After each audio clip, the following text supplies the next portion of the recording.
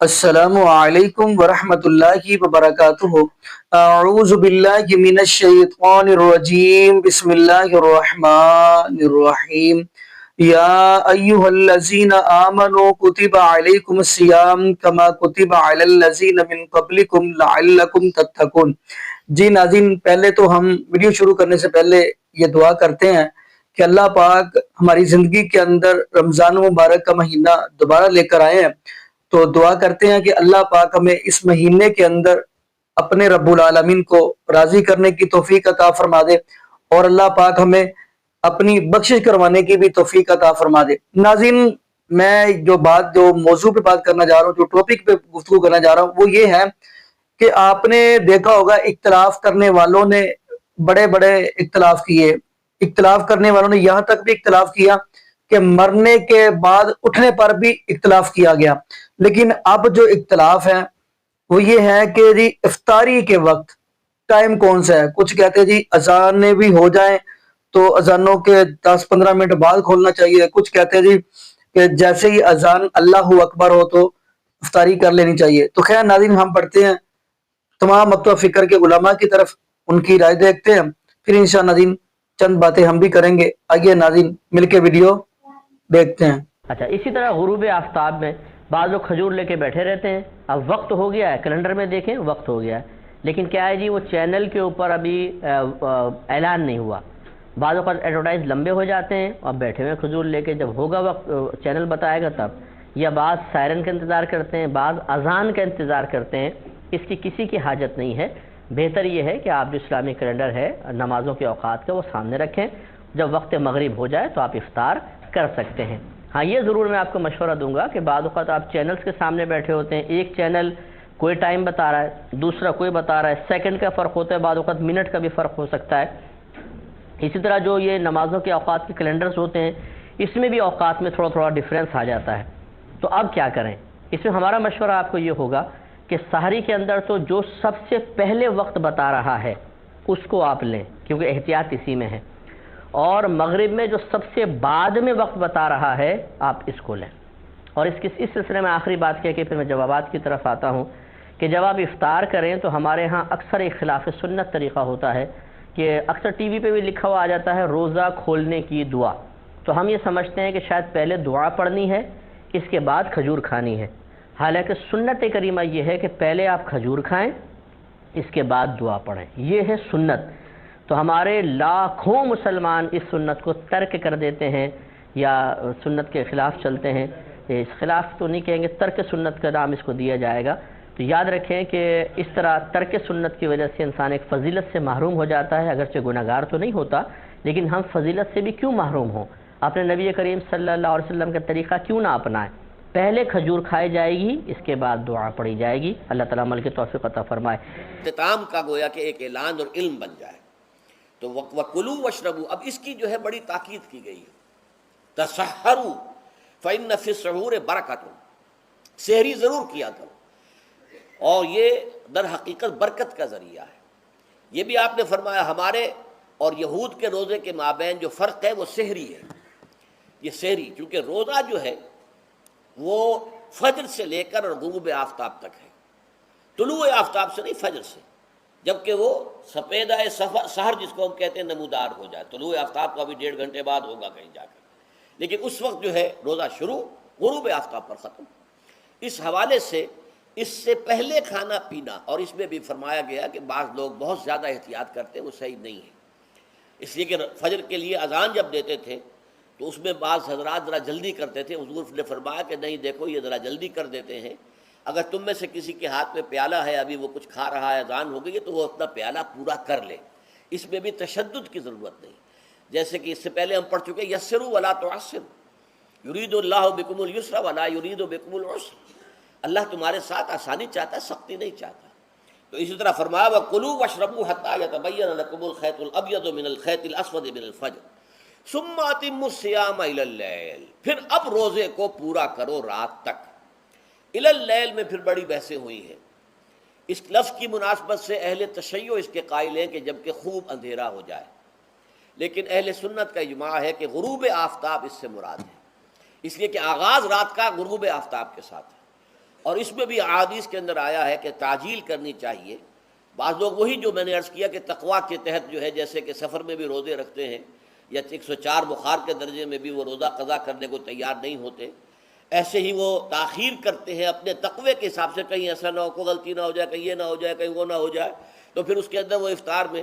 تو آپ نے فرمایا کہ قوم جو ہے اسی وقت صحیح رہے گی جبکہ وہ افطار میں عجلت سے کام لے.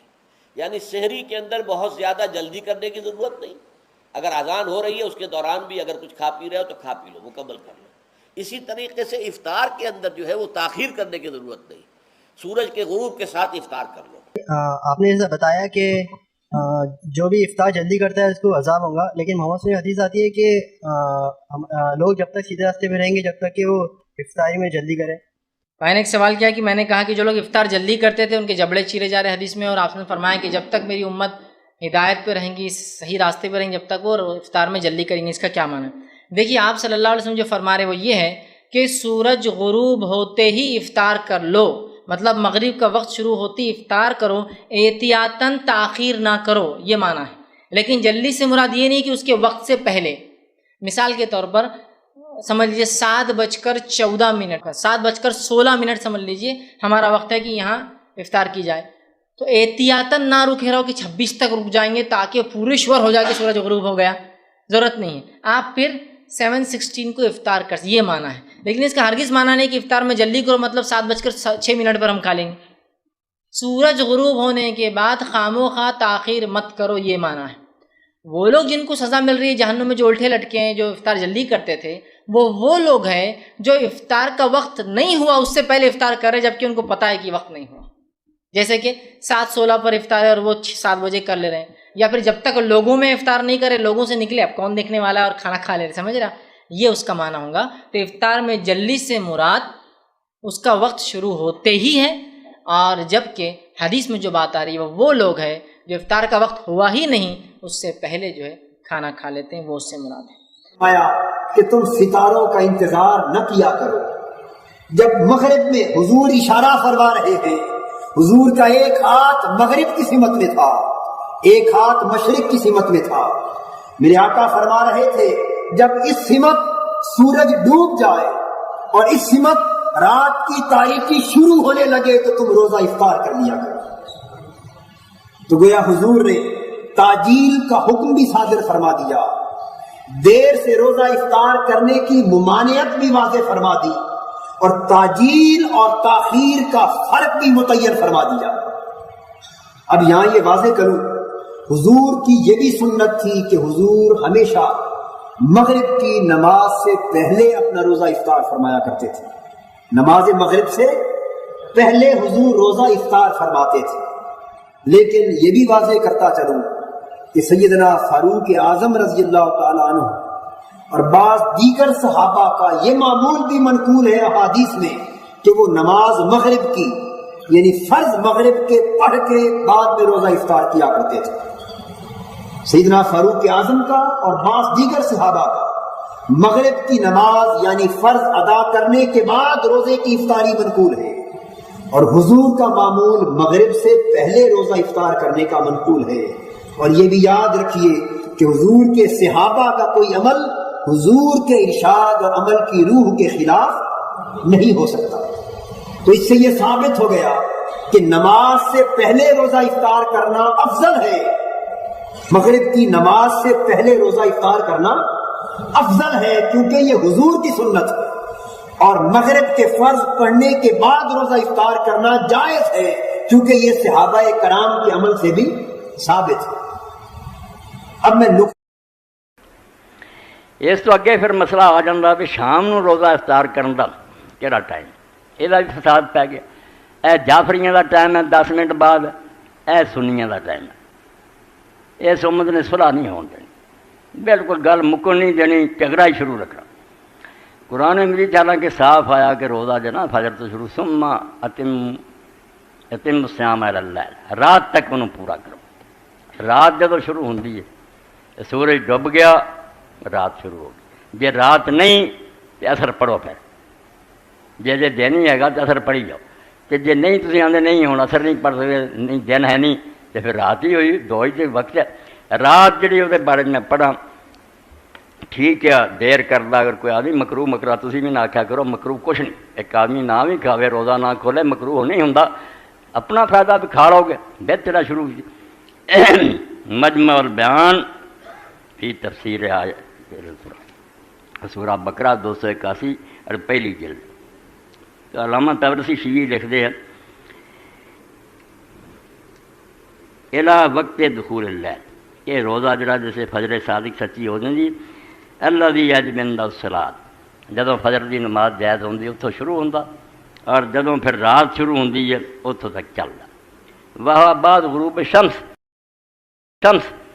اور یہ جڑا نا رات سورج ڈبن کے بعد جڑا وقت چلدا ہو، وعلامت دخول الاستظہار سکوت الحمرہ من جانب المشرق و اکبار السواد من، ایتھوں فساد پی جاندے کہ جڑا نا احتیاطاً سورج غروب ہونے کی نشانی ہے کہ آدمی چڑھتے منہ کر کے کھڑا ہوئے سیاہی اٹھتی جب سر تے آ جانا اس سے سمجھے بھی میرے خطے تو سورج جڑا ہوں چلا گیا، ورنہ ہو سکتا کسی پہاڑ دے ہی اولے ہوئے یا مکان، گل ٹھیک ہے اتنا بھی ہو سکتا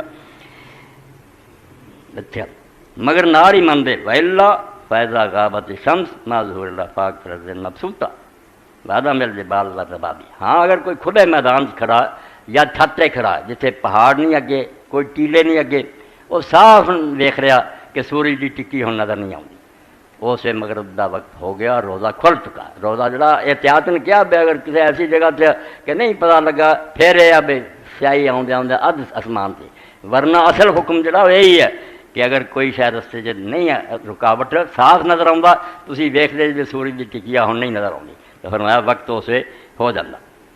اللہ اکبر، فقط داخل اللیل جدو رستے کوئی رکاوٹ نہ ہوئے، زمین بالکل ہموار ہوئے اور صاف نظر آتا ہوئے کہ ہوں آسمان تے سورج نہیں نظر آتا، اسے رات آ گئی ہے اور وقت جڑا وہ ہو چکا۔ 281 اے سمجھو الکافی ہے اور میرۃ العقول ہے وقت الافطار 270 نمبر ہے اور جلد دی جڑی 16 بالکل سنیاں والا۔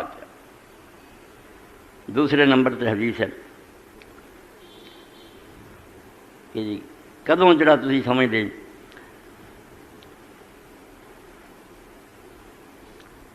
اچھا تو فرماتے کہ اذا غابت العمرہ فقط غابت، اچھا جدو ویکھیا کہ سورج کی ٹکی وہ نظر نہیں آتی اور سمجھو کہ وقت ہو چکا اور روزہ کھل جاتا۔ ایک نال ہور جس طرح احتیاطاں سی لا دینا نا، احتیاط ہے سر ٹک کے نمازاں پڑھو، احتیاط دین نوں پھر بگاڑ دینی، پہلاں تو اینا ہی ہوندا بھی چنگا کم مڑ کے دین ہی بن جاتا، بنے اس تو سوا ٹھیک ہی نہیں۔ ایک یہ بھی حکم لگاتا، تیسری حدیث ہے کہ افطار جڑا وہ نماز تو پہلاں کرے، دیکھ تو سیاہی ویکھ دے رہنا 5-10 منٹ جو لگ جانے، ہوں یہ مغرب پڑھ کے کھولے سوئلام ان الافطار قبل الصلاۃ و بعد، کہ نماز تو پہلاں کھولے یا نماز پڑھ لوے پھر تھلی نہ۔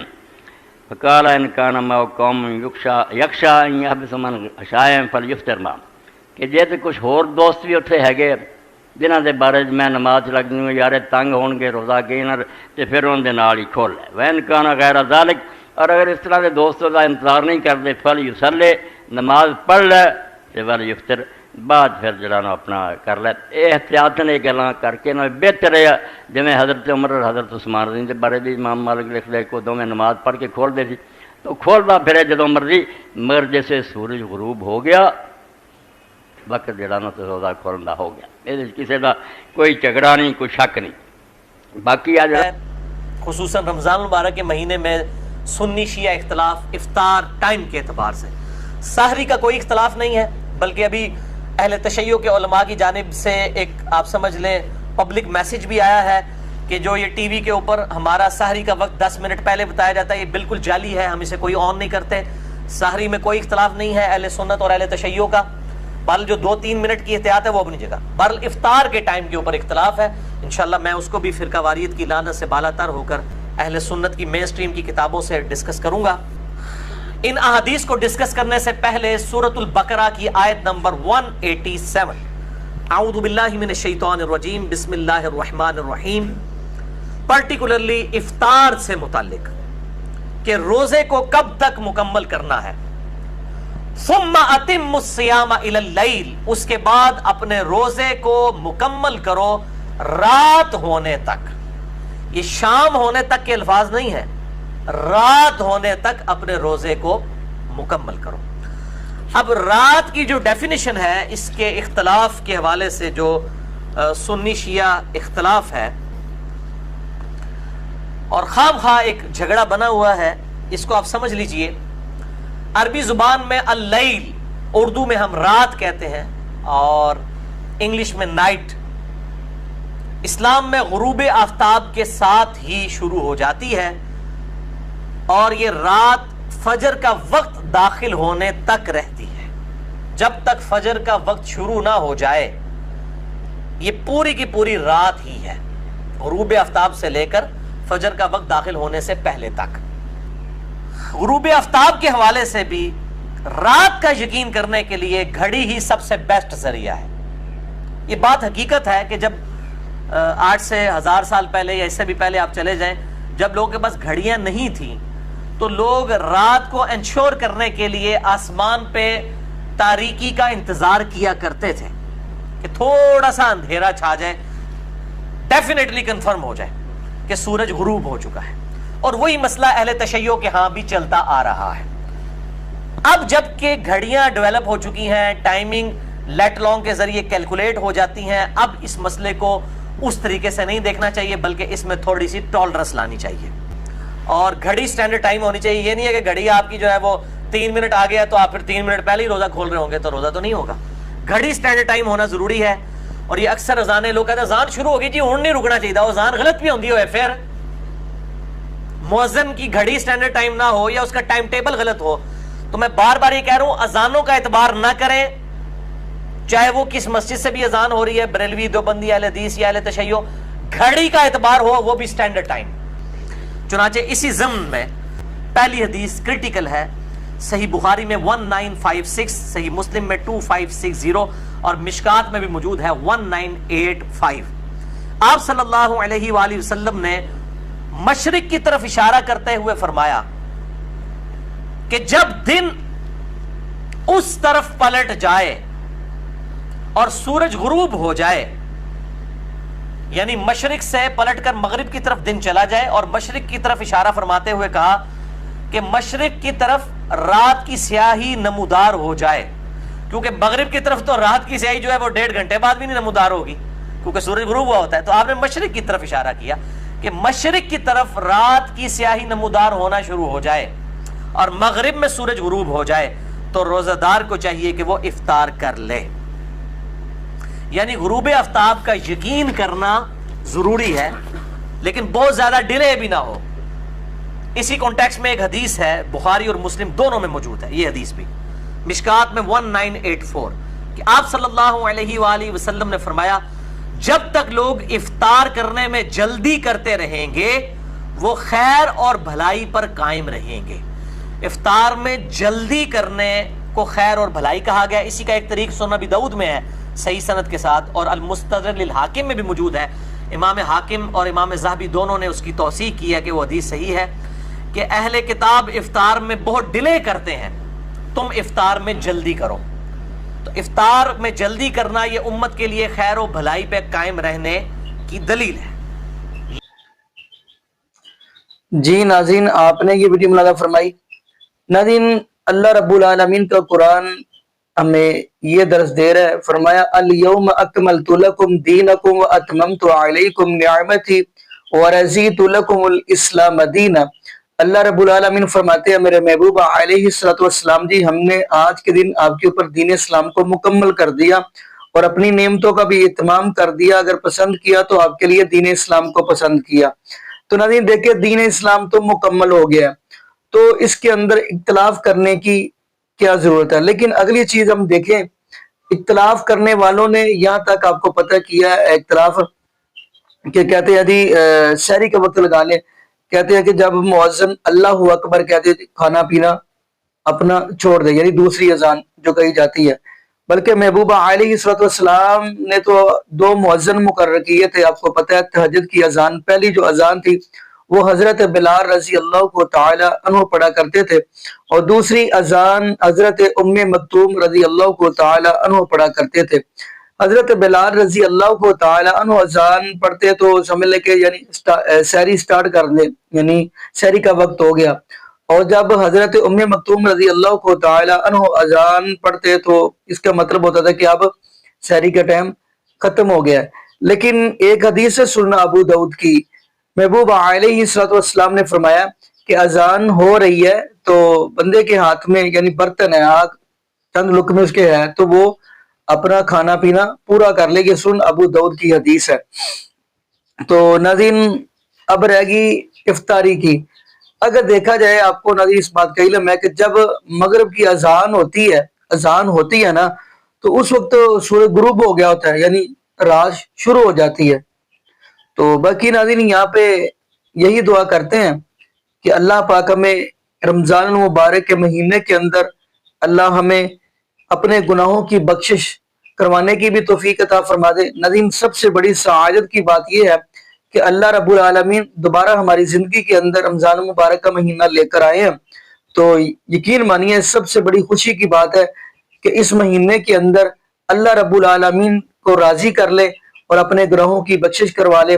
باقی ناظرین یہاں پہ یہ بھی دعا کرتے چلے اللہ پاک ہمیں عقیدہ توحید نصیب فرمائے، اور اللہ پاک ہمیں محبوب علیہ الصلوۃ والسلام کی شریعت کے مطابق زندگی گزارنے کی توفیق دے، اور اللہ پاک ہمیں 5 وقت کا پکا سچا نمازی بنائے، اور جتنے بھی بے اولاد جوڑے ہیں اللہ پاک سب کو نیک نورینہ صحت تندرستی والی ایمان والی لمبی زندگی والی اولاد عطا فرما دے۔ جزاکم اللہ خیرا، احسن الجزاء۔ السلام علیکم ورحمۃ اللہ وبرکاتہ۔